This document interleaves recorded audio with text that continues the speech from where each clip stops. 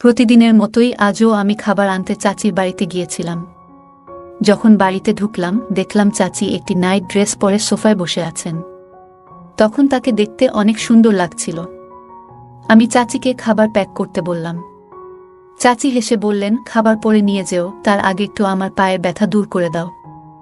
আজ কেন জানি না আমার পা খুবই ব্যথা করতেছে। আমি কিছুটা অবাক হয়ে বললাম, চাচি এ আপনি কি বলছেন? চাচি মৃদু হেসে বললেন, চিন্তা করো না, এখানে কেউ নেই, আর তোমার চাচা দোকানে আছেন। আমি সেখানে বসে চাচির পা টিপতে শুরু করলাম। তখন তিনি সুন্দর একটি নাইট ড্রেস পরেছিলেন। তখন আমার দৃষ্টি নিচের দিকে ছিল। কিছুক্ষণ পর চাচি মৃদু স্বরে বললেন, আচ্ছা কুনাল, তোমার কি কোনো বন্ধু আছে যাকে তুমি খুব পছন্দ করো? আমি একটু অবাক হয়েই চাচির কথায় বললাম, চাচি আপনি কি বলতে চাইছেন, ঠিক বুঝতে পারছি না। চাচি হেসে বললেন, আরে বোকা, আমি জানতে চাইছিলাম তোমার কি কোনো ঘনিষ্ঠ বন্ধু আছে বা কারো সাথে বিশেষ বন্ধুত্ব? আমি হেসে বললাম, চাচি আমি সে রকম ধরনের ছেলে নই। আর এই ধরনের বন্ধুত্ব বা সম্পর্ক তো বেশিরভাগই সচ্ছল মানুষদের জন্য, আপনি তো আমাদের পরিবারের অবস্থা জানেন। চাচি তখন বললেন, তাহলে কি এখনো একেবারে একা আছো? এই কথা শুনে আমি কিছুটা লজ্জিত হলাম। চাচি একটু মৃদু হেসে বললেন, তোমার কি কখনো মনে হয় না জীবনে কিছু আনন্দ নিয়ে আসার? আমি কিছুটা দ্বিধাগ্রস্ত হয়ে বললাম, চাচি আমি বুঝতে পারছি না আপনি ঠিক কি বলতে চাইছেন। চাচি আবার বললেন, আরে বোকা, সবকিছু কি আমাকে খুলে বলতে হবে?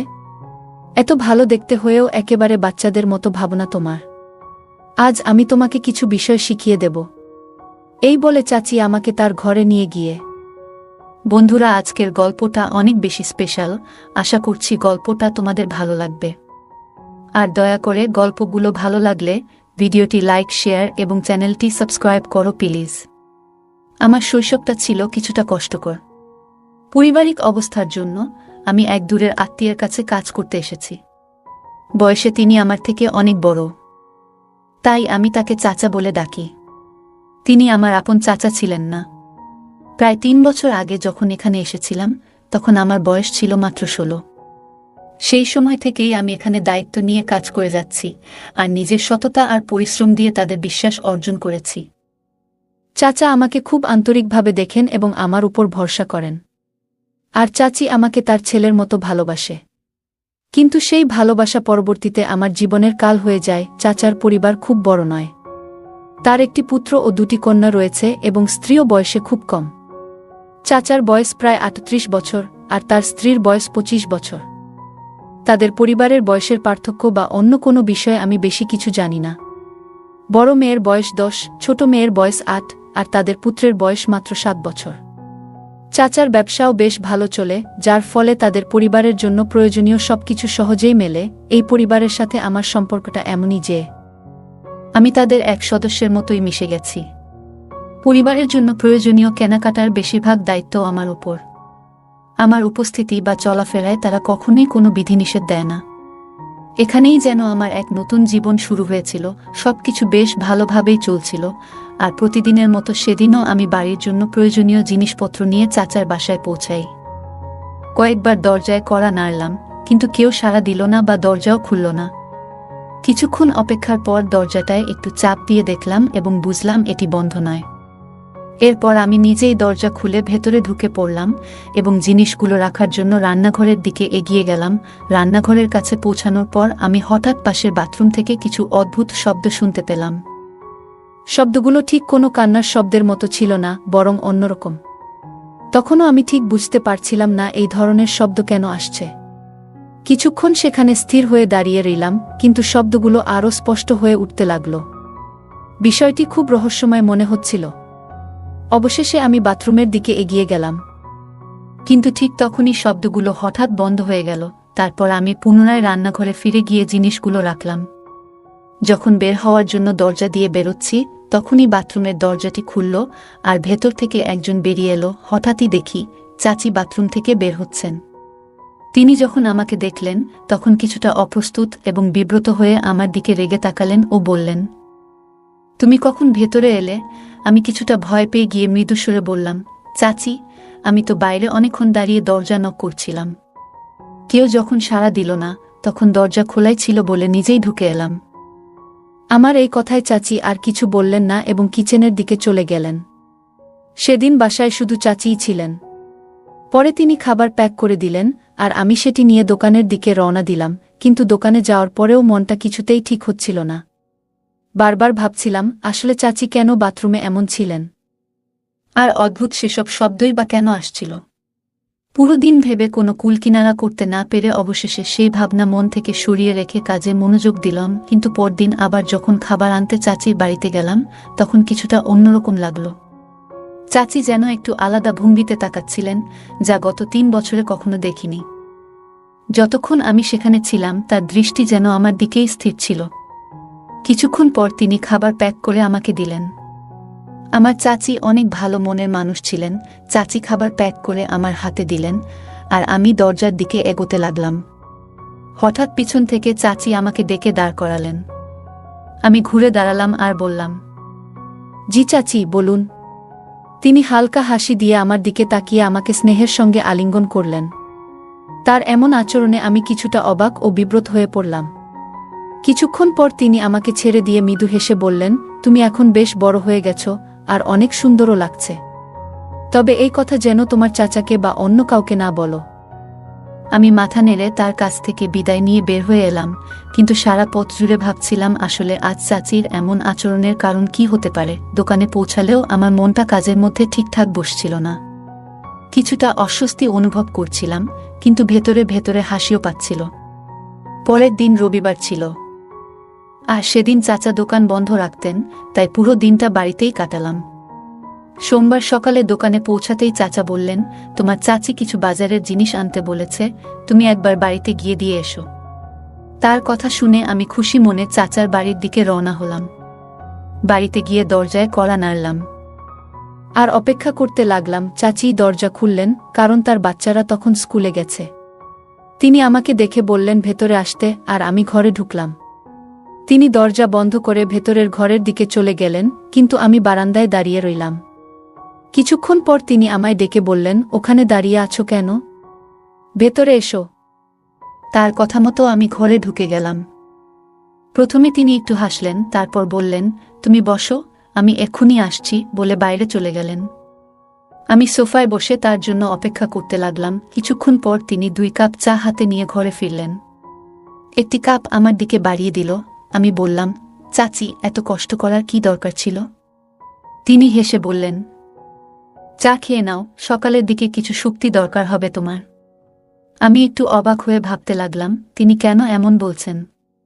আমরা দুজনে চা খেতে খেতে তিনি মৃদু স্বরে বললেন, সেদিনের কথা তো আর কাউকে বলনি, তাই তো? আমি বুঝতে পারলেও ভান করলাম কিছু বুঝিনি। বললাম, কোনো কথা বলছেন চাচি? তিনি হেসে বললেন, আরে মনে নেই? সেদিন যখন তুমি খাবার নিতে এসেছিলে আর বিদায়ের সময় তোমাকে একটু আলিঙ্গন করেছিলাম। আমি বললাম, হ্যাঁ চাচি, মনে আছে, কিন্তু এটা তো এমন কোনো বিষয় নয় যা অন্য কাউকে বলার প্রয়োজন হবে। আর আমি এটা নিয়ে কিছু ভাবিনি। আমার কথা শুনে তিনি কিছুটা কাছে এসে বসলেন এবং মৃদু কণ্ঠে বললেন, শোনো, কিছু বিষয় সবসময় গোপন রাখাই ভালো।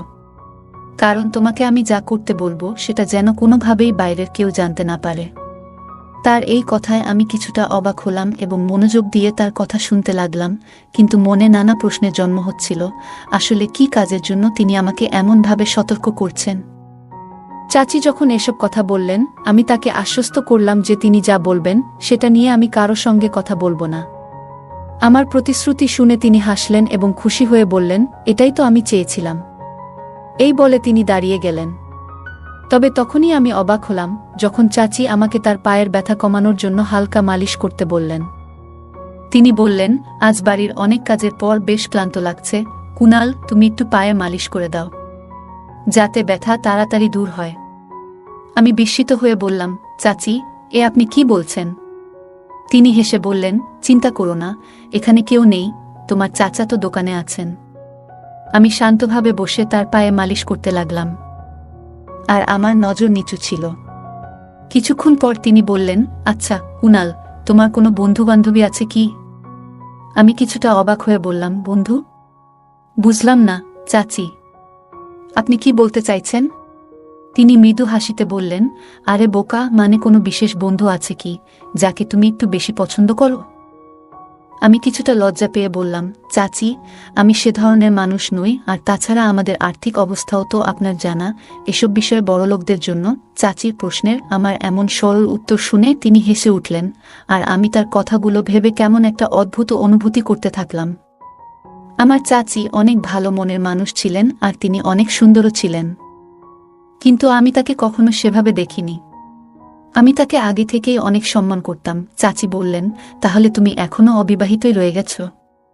এই বলে তিনি হাসতে লাগলেন। তার কথা শুনে আমি কিছুটা লজ্জায় পড়ে গেলাম। এরপর তিনি জিজ্ঞাসা করলেন, আচ্ছা, তোমার কি কখনো মনে হয় না যে কারো সঙ্গে বিশেষ সম্পর্ক থাকা উচিত, যেমন বেস্ট ফ্রেন্ড? আমি অবাক হয়ে বললাম, চাচি, আপনি কি বলছেন? আমি কিছু বুঝতে পারছি না। তিনি হাসি দিয়ে বললেন, তোমার মধ্যে এখনো বুঝতে শেখার বয়সটাই আসেনি। তুমি তো দেখতে শক্ত সমর্থ, কিন্তু মনটা এখনো বাচ্চাদের মতো। আমি তার কথায় কিছুটা ঘাবড়ে গিয়েছিলাম। বললাম, চাচি, দেরি হয়ে যাচ্ছে, দোকানে যাই। কিন্তু তিনি হেসে বললেন, এত তাড়াহুড়ো কিসের? একটু বসো। এই বলে আমাকে কাছে টেনে নিলেন এবং বললেন, তুমি কি জানো তোমার চাচা কতটা বয়স্ক?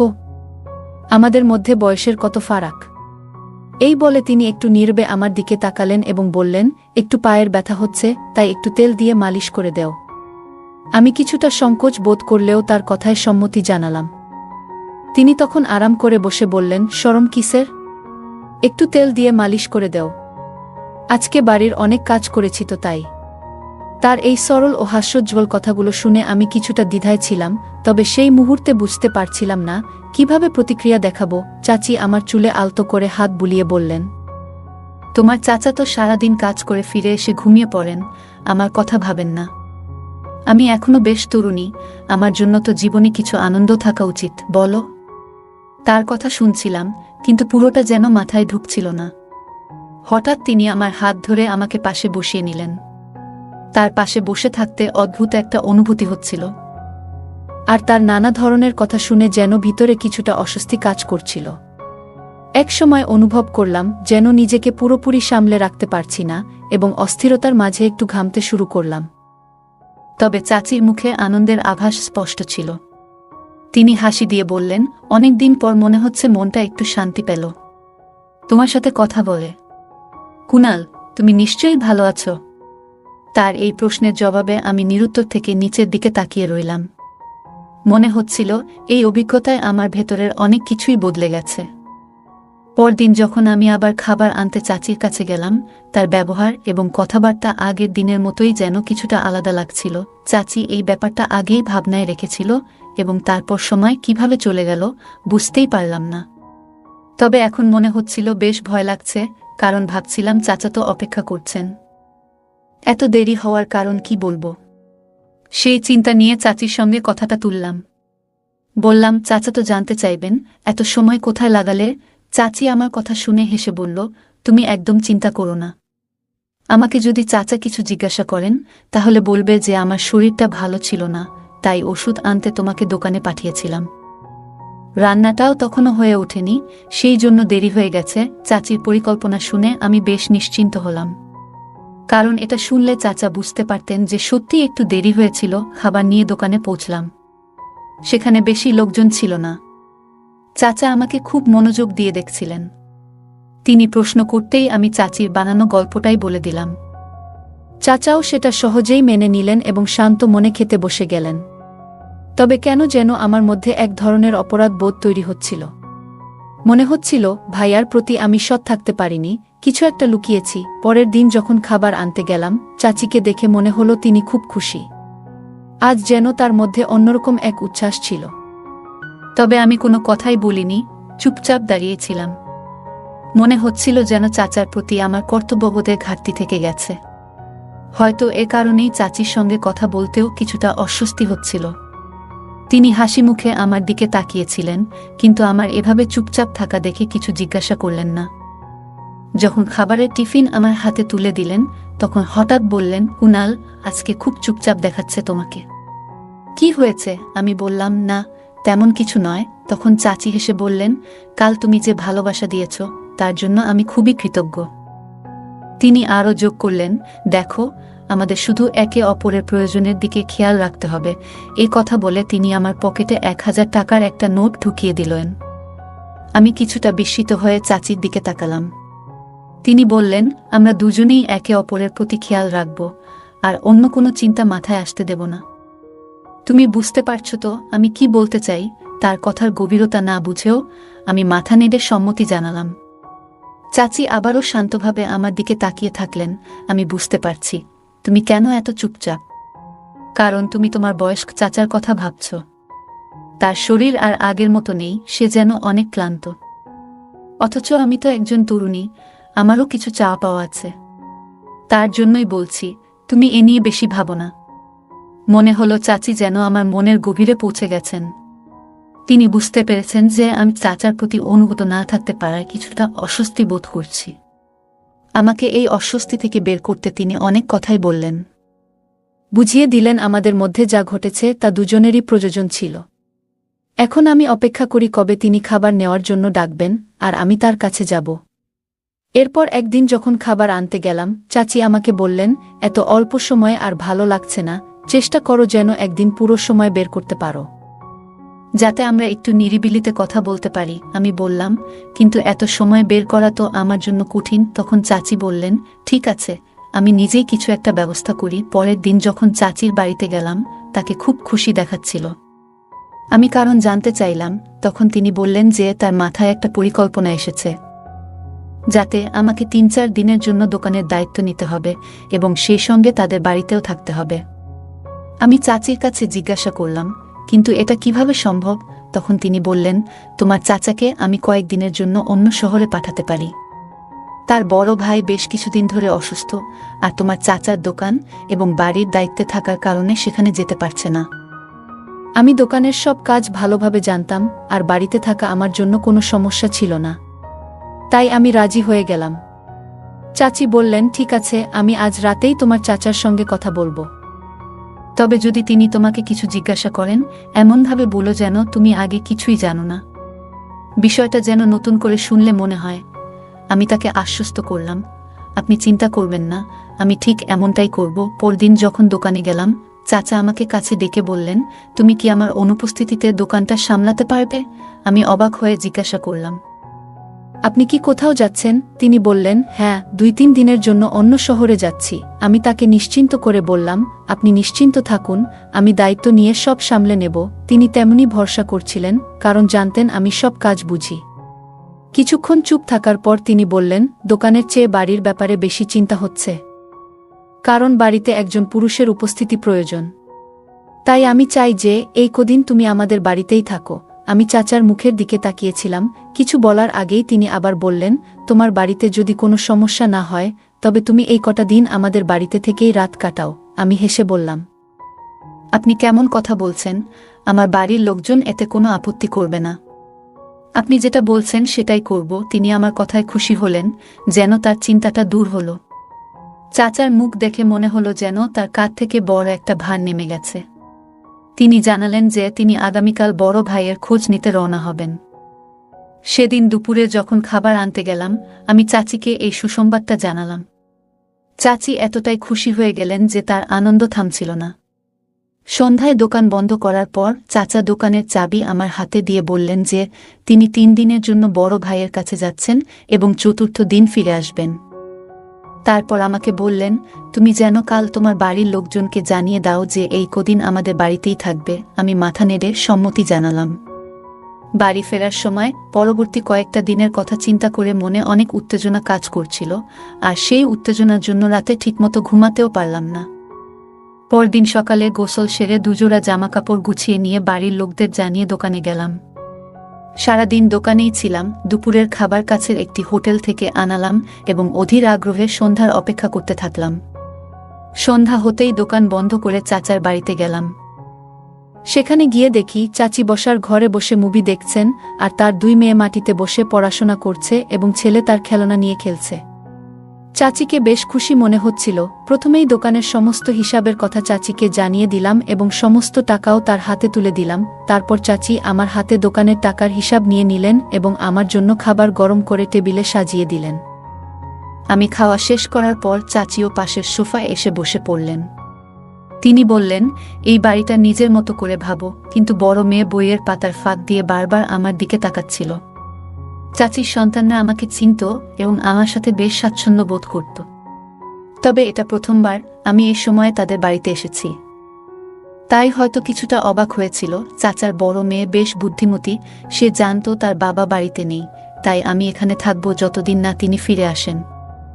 আমি কিছুক্ষণ বসেছিলাম, হঠাৎ চাচির ছেলে তার খেলনা ফেলে আমার কোলে উঠে এলো।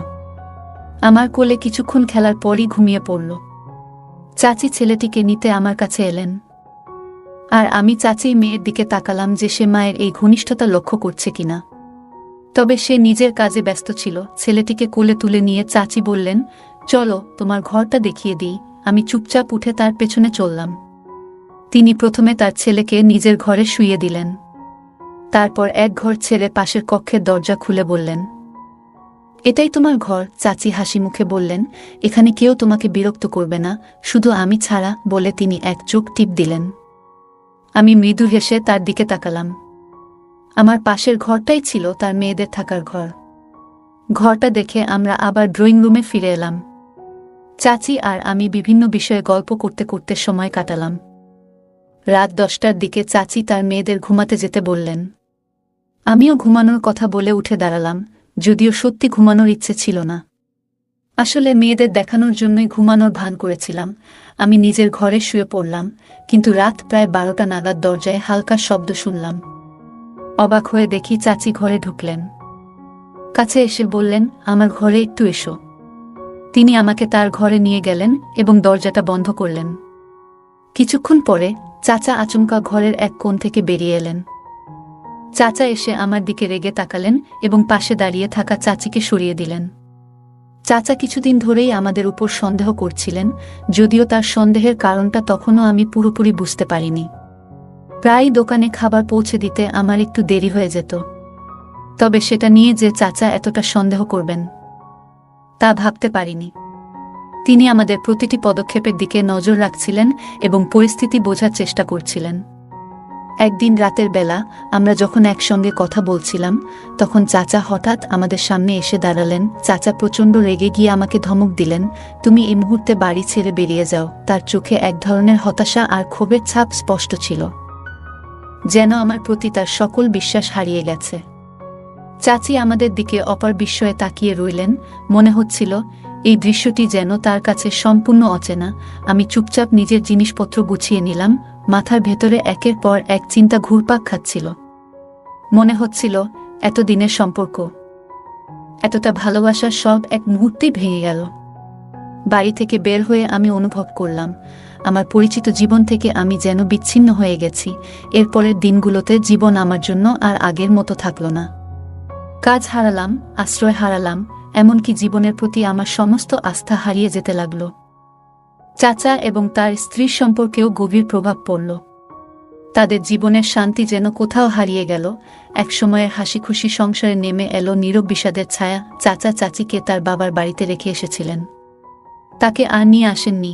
চাচি ও আমার ভুলের কারণে আমাদের সবার জীবনে দুঃখের কালো ছায়া নেমে এলো। তাই কোনো কাজ করার আগে ভেবে চিন্তে করা উচিত। তাই এই গল্প থেকে আমাদের শিক্ষা নেওয়া উচিত। পারিবারিক সম্পর্কের ভিত্তি বিশ্বাসের উপর নির্ভর করে। যখন সেই বিশ্বাসে ফাটল ধরে, সম্পর্কগুলো ধ্বংসের মুখে পড়ে। তাই আমাদের উচিত পারিবারিক ও ঘনিষ্ঠ সম্পর্কগুলিকে সযত্নে রক্ষা করা এবং এমন কোনো কাজ এড়ানো যা এই সম্পর্কগুলিকে আঘাত করতে পারে। আমাদের প্রতিটি কাজ এবং আচরণে স্বচ্ছ থাকা উচিত। যদি আমরা গোপনীয়তা বজায় রেখে চলি বা সত্য লুকাই, তা অবশেষে সম্পর্ক এবং আমাদের ব্যক্তিগত জীবনকে ক্ষতিগ্রস্ত করতে পারে। গল্পের প্রধান চরিত্রের ভুল কাজের জন্যই পুরো পরিবারের উপর প্রভাব পড়েছিল। আমাদের প্রতিটি কাজেরই একটি পরিণাম থাকে, যা শুধু আমাদের নয়, আশেপাশের মানুষদের উপরও প্রভাব ফেলে। সুতরাং কোনো কাজ করার আগে সেটির সম্ভাব্য ফলাফল নিয়ে ভাবা উচিত। গল্পের পরিস্থিতি থেকে বোঝা যায় এক মুহূর্তের ভুল সিদ্ধান্ত গোটা পরিবারের শান্তি ও সুখ কেড়ে নিতে পারে। বন্ধুরা, যদি এই গল্পটি ভালো লেগে থাকে তাহলে দয়া করে ভিডিওটি লাইক করুন এবং আমাদের চ্যানেলটি সাবস্ক্রাইব করুন। পাশে থাকা বেল আইকনটি প্রেস করুন যাতে করে আমরা যখনই নতুন ভিডিও আপলোড করি তার নোটিফিকেশন সবার আগে আপনার কাছে পৌঁছে যায়। ধন্যবাদ, দেখা হবে আমাদের পরবর্তী ভিডিওতে।